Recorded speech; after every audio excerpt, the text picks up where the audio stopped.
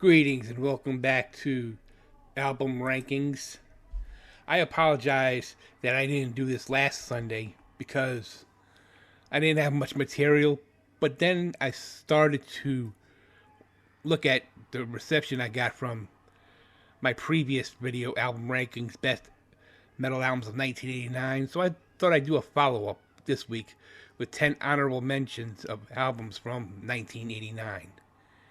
You know the drill. Once you're done watching this video, you can go back and watch all the others on my playlist. It's in the description box below. And now we're on to the video. We start at number 10 with the self-titled debut record from Blue Murder. Produced by Bob Rock, released on Geffen Records on April 24th, 1989.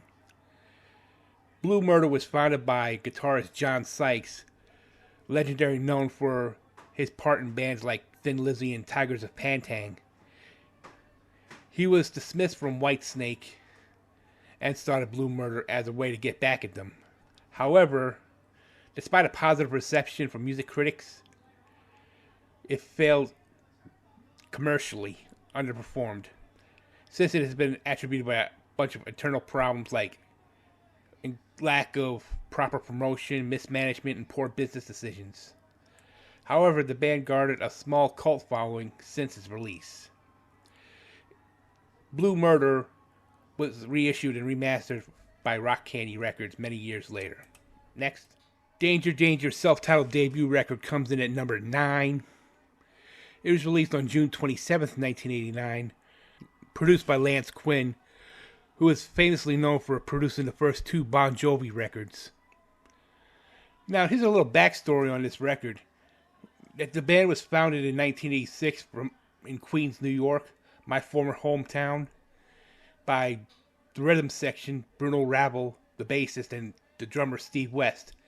They wrote all the songs on the debut record. The ones that stood out were Naughty Naughty, Don't Walk Away, Bang Bang, One Step from Paradise, and Feels Like Love. There was also a song called Rock America, which happened to be Chris Jericho's then theme song when he and Lance Storm were a tag team in Smoky Mountain Wrestling. A good album nonetheless. It's still underrated though. Next, at number 8 is Badlands' debut studio record of the same name. It features Ray Gillen and Eric Singer, who previously played together in Black Sabbath. The album also features guitarist Jake E. Lee and bassist Greg Chason. Jake E. Lee previously played for Ozzy Osbourne on the Bark in the Moon and Ultimate Sin records. This album had sold 400,000 copies, almost missing the gold mark, according to Greg Chason. In a Hit Parade interview from that year, it was also ranked number 35 in Rolling Stone's list of the 50 greatest hair metal albums of all time. The two songs that really stood out were Dreams in the Dark and Winter's Call. Next, at number 7 is Sabotage's fifth record, Gutter Ballet. Released on December 1st, 1989 through Atlantic Records.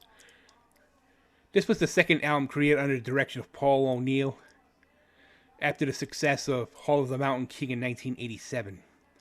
This album was a true turning point for the band as the sound transitioned from a heavy metal sound to a more progressive heavy metal experiment, which reflected on songs such as When the Crowds Are Gone and the title track.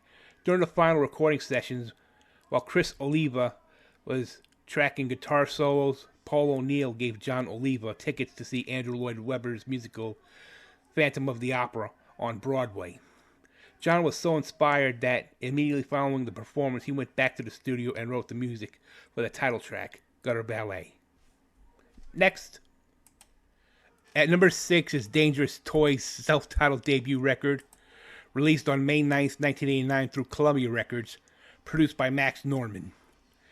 Dangerous Toys remains the band's best-selling album, having been certified gold in 1994 and received their highest chart position in the United States at number 65.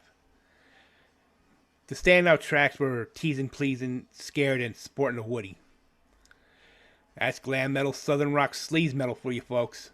Next, at number 5 is Extreme's self-titled debut record.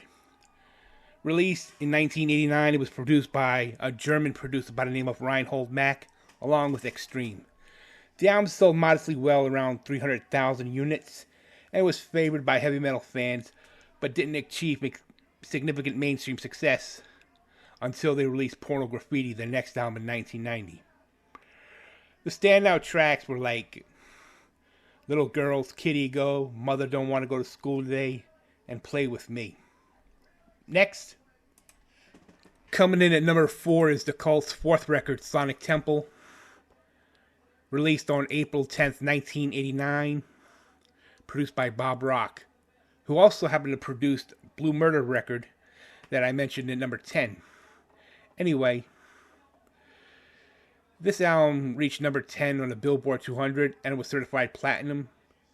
Sonic Temple was the band's highest chart position in the US. The songs that really stood out were the hits Firewoman, Edie Chow Baby, and Sweet Soul Sister. Next, at number 3 is King Diamond's fourth studio record, Conspiracy, released on August 21st, 1989 through Roadrunner. Produced by Roberto Falcao, King Diamond, Amy LaRoque, and Chris T. The same Chris T that did Judas Priest's Painkiller a year later. This album was a continuing story that left off with them. This is the last album to feature Mickey D on drums, before he would join Motorhead and then later on the Scorpions. This is probably the best King Diamond record of all, and the standout track was Sleepless Nights. Next, at number 2 is White Line's third record, Big Game, which was released on August 10th, 1989. As of this recording, it reached number 19 on the Billboard 200 and has gone gold. It was not as successful as Pride as far as I'm concerned, as far as everybody else is concerned as well. The standout tracks were Little Fighter, their version of Golden Earrings, Radar Love, and Cry for Freedom. Next, and number 1 is Testament's third studio record, Practice What You Preach, released on August 4th, 1989. Testament had retained the thrash metal sound of its predecessors, The Legacy and New Order.